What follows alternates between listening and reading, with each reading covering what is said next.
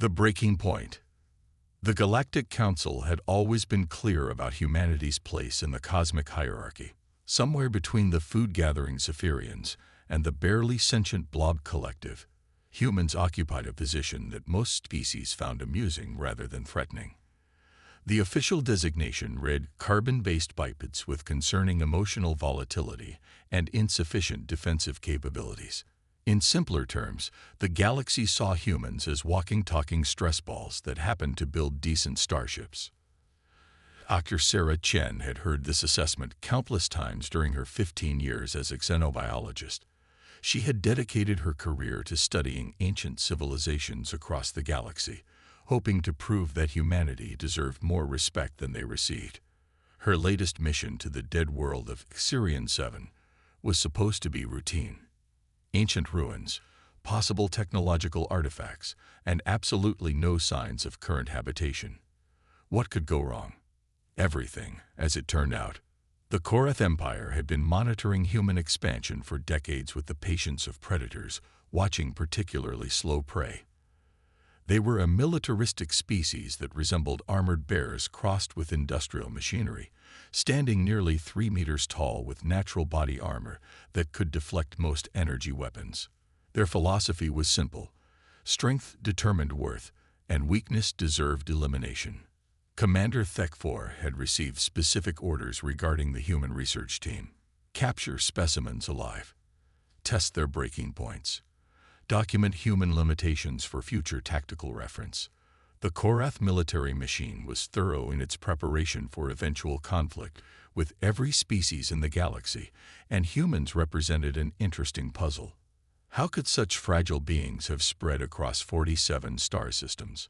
Sarah's team never saw the attack coming. One moment they were carefully excavating a crystalline structure that hummed with unknown energy, and the next they were surrounded by towering Korath warriors in powered armor. The fight lasted exactly 4 minutes. Her security escorts managed to disable 2 Korath soldiers before being overwhelmed by sheer numbers and superior firepower. Dr. Chen, the Korath commander, spoke through his suit's translator, his voice a grinding mechanical rumble. Your reputation precedes you. The discoverer of the Andorian temporal artifacts, the translator of the dead cities of Betelgeuse Prime. Such achievements from such a fragile species. He tilted his massive head, studying her like a specimen. You will help us understand human limitations. The Korath facility on Sirian 7's northern continent had been built specifically for intelligence gathering. Clean white corridors led to examination rooms equipped with the most advanced torture devices known to galactic science. The Korath approached suffering with the same methodical precision they applied to engineering. Every scream was measured, every tear analyzed, every plea for mercy documented in their extensive databases. Sarah found herself strapped to a bio-monitoring table surrounded by instruments that hummed with malevolent purpose. 3 Korath technicians moved around her with practiced efficiency, their armored claws clicking against metal surfaces as they prepared their equipment. The air smelled of ozone and antiseptic, creating an atmosphere of clinical horror. Begin standard psychological pressure assessment, Commander Thekfor ordered from his observation position. I want complete neurological mapping of human fear responses. The first phase involved isolation chambers designed to break down mental defenses through sensory deprivation. Sarah spent hours in absolute darkness and silence, fighting against the creeping madness that such conditions induced. The Korath monitored her brain activity, noting with scientific interest how human consciousness adapted to extreme isolation. Fascinating, one technician rumbled to another. Human neural pathways create false sensory input when deprived of external stimuli. They literally imagine experiences to maintain sanity. Phase 2 introduced physical pain through precisely calibrated energy fields that stimulated nerve endings without causing permanent damage. The Korath had perfected techniques that could make every cell in a body scream simultaneously while keeping the subject conscious and aware. Sarah gritted her teeth and endured, her scientific mind automatically cataloging the experience, even as her body writhed in agony. Pain tolerance exceeds preliminary estimates by 37%, the lead technician noted. Recommend increasing intensity to level 8. Level 8 felt like being dissolved in acid while simultaneously struck by lightning. Sarah's vision blurred as every muscle in her body contracted involuntarily. Still, she maintained enough presence of mind to observe her captors, noting their procedures, their equipment, their apparent weaknesses. "You are remarkably resilient for such a delicate species," Commander Thekfor commented, moving closer to examine her vital signs. "Most beings lose consciousness at level 6. Few retain cognitive function at level 8. What drives this stubborn endurance?" "Maybe you just don't understand humans as well as you think," Sarah gasped between waves of pain. Phase 3 involved psychological torture designed to break her will completely. They projected holographic images of her family being tortured, her colleagues being executed, her home world being destroyed. The Korath had studied human psychology extensively and knew which emotional triggers would cause maximum distress. Sarah watched the false images with tears streaming down her face, knowing they were illusions but unable to prevent her emotional response. Her heart rate spiked as she saw her younger brother apparently dying in agony, calling out her name. Her blood pressure rose as images of her research team being dissected alive filled her vision. Human attachment to other individuals creates exploitable vulnerabilities, the technician observed. Emotional distress levels approaching critical thresholds. Increase psychological pressure to maximum parameters, Thekfor commanded. Document the exact point of mental collapse. They showed her burning cities, dying children, endless scenarios of human suffering and defeat. They whispered that her capture had doomed her entire species, that her weakness had provided the Korath with the intelligence they needed to conquer humanity. They painted vivid descriptions of human worlds being reduced to ash and bone. Through it all, Sarah held on to one simple truth. Humans were far more dangerous than the galaxy believed. Her species had not spread across the stars through luck or accident. They had earned their place through determination, ingenuity, and a stubborn refusal to accept defeat. Every torture session only reinforced her conviction that the Korath were making a terrible mistake. By the 30-minute mark, Sarah's body was shutting down. Her cardiovascular system was failing under the sustained stress. Her neural pathways were overloaded with pain signals, and her psychological defenses were crumbling under the relentless assault. Still, she maintained enough clarity to speak. "You think this proves human weakness," she whispered to Commander Thekfor. "You're wrong. This proves human strength. 30 minutes of your worst torture, and I'm still conscious, still defiant, still planning your destruction." The Korath commander leaned closer, his mechanical breathing apparatus hissing softly. "Your species' tendency toward dramatic final statements is well documented. Death approaches, Dr. Chen. Your body has reached its limits." Sarah smiled through blood-stained teeth. "Death isn't an ending for humans, Commander. It's just another beginning." At exactly 37 minutes after the torture began, Dr. Sarah Chen's heart stopped. Her brain activity ceased. Her body went limp against the restraints. Every monitoring device confirmed complete biological failure. "Subject expired," the lead technician reported. "Total duration under extreme duress. 37 minutes, 12 seconds. Impressive for a human, but well within expected parameters." Commander Thekfor nodded with satisfaction. "Document all findings for tactical analysis. Prepare the body for disposal. Schedule the next human subject for processing tomorrow." The Korath began shutting down their equipment, satisfied that they had learned valuable intelligence about human limitations. They had no way of knowing that 37 minutes was just the beginning of Sarah's story, not the end. In the sterile silence of the examination room, Sarah's body lay motionless on the biomonitoring table. Her captors had already moved on to other tasks, confident in their understanding of human biology. None of them noticed the faint electrical activity beginning to flicker across her neural pathways, or the subtle changes occurring at the cellular level throughout her seemingly lifeless form. The Korath had made their first critical error in judgment about humanity. They had assumed that human biology followed the same patterns as other species they had encountered. They were about to discover just how wrong that assumption was. The return. 37 minutes after her recorded death, Sarah Chen opened her eyes. The sensation was unlike anything she had ever experienced.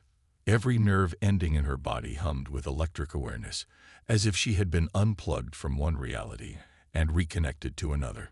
Her vision was crystal clear, revealing details in the sterile examination room that she had never noticed before. She could see individual dust particles floating in the air, count the microscopic scratches on the metal ceiling, and observe the subtle vibrations in the walls caused by the facility's ventilation system.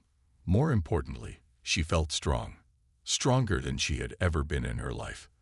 The biomonitoring equipment remained silent, showing flat lines for all vital signs.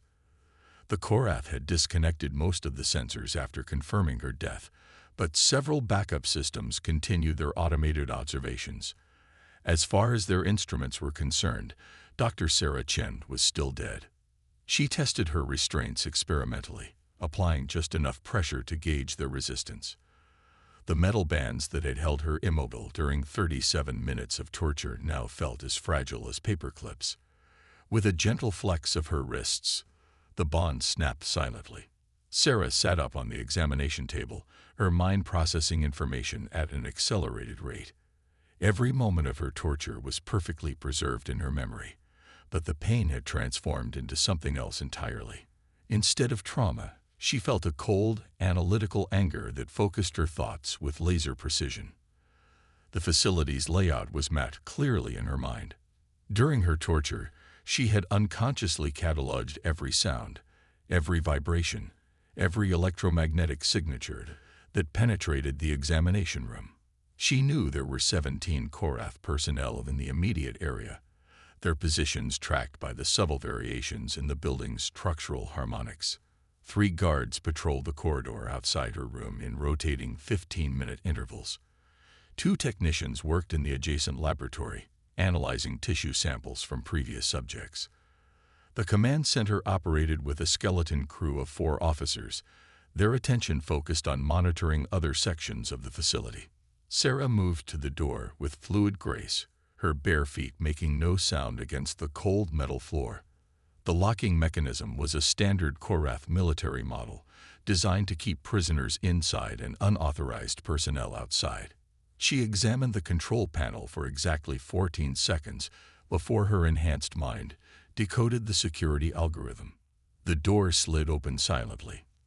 The corridor beyond was dimly lit, illuminated by the blue glow of emergency lighting strips. Sarah moved like liquid shadow, her enhanced senses tracking the approaching patrol guard long before he rounded the distant corner. She pressed herself against the wall beside an alcove, timing her approach with mathematical precision. When the Korath guard passed her position, Sarah struck with inhuman speed. Her hand found the pressure point where his armored neck met his shoulder, applying exactly enough force to sever the connection between his brain and nervous system.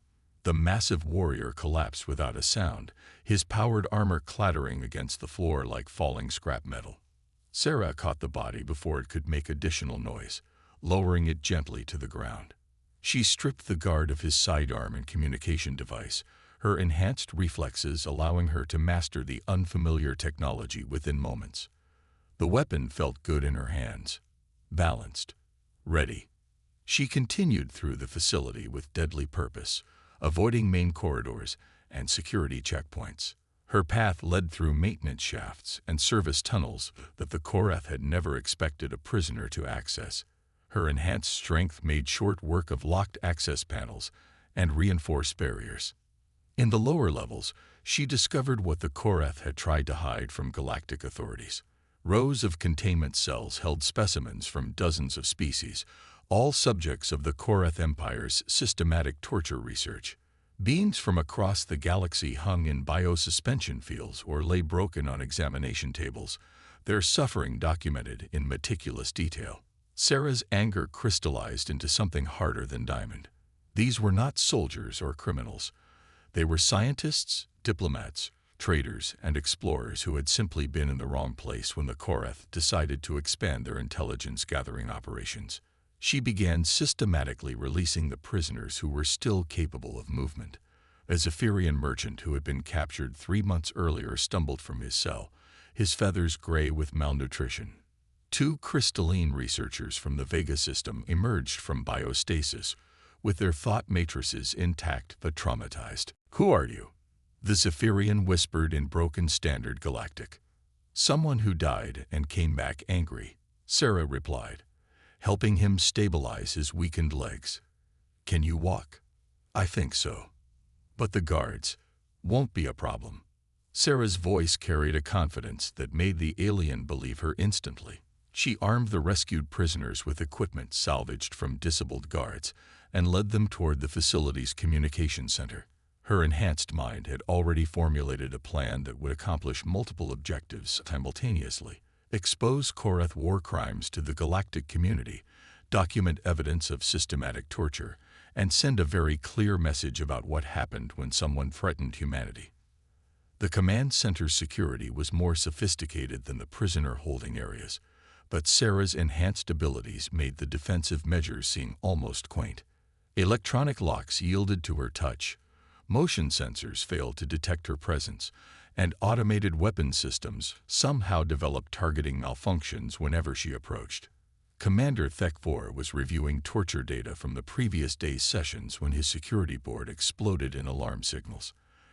Emergency lights bathed the command center in red illumination as reports flooded in from throughout the facility.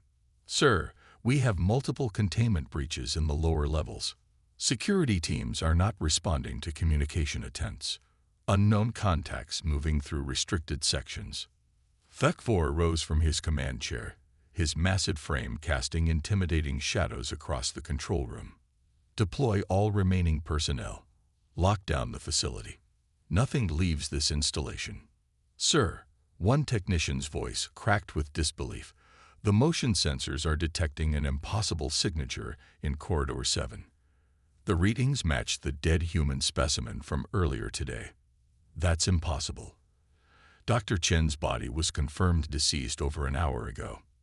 The command center's main door exploded inward with tremendous force, sending twisted metal fragments across the room. Through the smoking breach walked Sarah Chen, flanked by a dozen rescued prisoners, and carrying a Korath heavy assault rifle like it weighed nothing at all. She looked exactly as she had before her death, except for her eyes. They burned with an intensity that made even the armored Korath warriors step backward. "Hello, Commander," Sarah said conversationally. "I believe we have unfinished business." Thek-4's hand moved toward his sidearm, but froze when Sarah's weapon tracked to his center of mass with inhuman speed. "You were dead. I watched you die." "I was dead," Sarah agreed. "Death is a learning experience for humans. We don't recommend it, but sometimes it's necessary for proper education." She gestured toward the communication array that dominated one wall of the command center. "I'm going to use your equipment to broadcast evidence of your war crimes to every species in the galaxy. You can cooperate, or you can join your security teams in whatever afterlife the Korath believe in. The Galactic Council will never act against the Korath Empire based on accusations from a single human." Sarah smiled, and Commander Thek-4 experienced his first moment of genuine fear in over 2 decades of military service. "Commander, you've made a critical error in your intelligence assessments. You assumed that torture would reveal human weaknesses. Instead, you've discovered something much more dangerous." She activated the communication array with casual efficiency, her enhanced abilities allowing her to interface directly with the alien technology. Within moments, she had established contact with every major communication network in the galaxy. "This is Dr. Sarah Chen of the Terran Xenobiology Corps, broadcasting from the Korath torture facility on Sirian 7. I am transmitting comprehensive evidence of systematic war crimes against galactic citizens, including detailed documentation of torture methods, victim identities, and command structure. The data stream that followed her announcement contained terabytes of information extracted from the facility's databases. Video recordings, medical analyses, command authorizations, and victim testimonies flooded communication networks from the galactic core to the Outer Rim territories. The Korath Empire has operated these facilities for over 50 years, capturing and torturing beings from 43 different species. They have violated every treaty governing the treatment of prisoners and conducted illegal research on unwilling subjects. Commander Thekfor watched his career and his empire's reputation crumble in real time as the evidence spread across galactic networks. How did you access our secure databases? I died, Commander. Apparently, death isn't as permanent for humans as your scientists believed. It's more like a software upgrade. Sarah's tone remained conversational, but her eyes never wavered from his face. We become faster, stronger, smarter. Most importantly, we become very, very angry. She transmitted the final piece of her broadcast, a direct message to every human colony and installation in the galaxy. To my fellow humans, the galaxy believes we are weak because we are peaceful. They mistake our cooperation for submission and our diplomacy for cowardice. Today, the Korath Empire learned the truth about humanity. We are not weak. We are not fragile. We simply choose to be kind. Sarah's image filled screens across human space as she continued her message. But when someone threatens our people, when they torture our explorers and scientists, when they treat human lives as experimental subjects, they discover why every predator species on Earth learned to fear upright bipeds with opposable thumbs. She looked directly into the camera, her enhanced presence somehow reaching through the transmission to touch every human who received her message. The Korath wanted to know about human limitations. They learned that our only limitation is our mercy. And mercy, fellow humans, is a choice we can revoke. The transmission ended, leaving the command center in silence except for the humming of damaged equipment. Commander Thekfor stared at the woman who had returned from death to destroy his carefully constructed world. What happens now? He asked quietly. Sarah considered the question seriously. Now the galaxy learns something new about humanity. We don't just explore strange new worlds and seek out new civilizations. We also protect the innocent and punish those who prey on the helpless. She gestured toward the rescued prisoners who were systematically documenting evidence throughout the facility. Your empire will face justice for its crimes.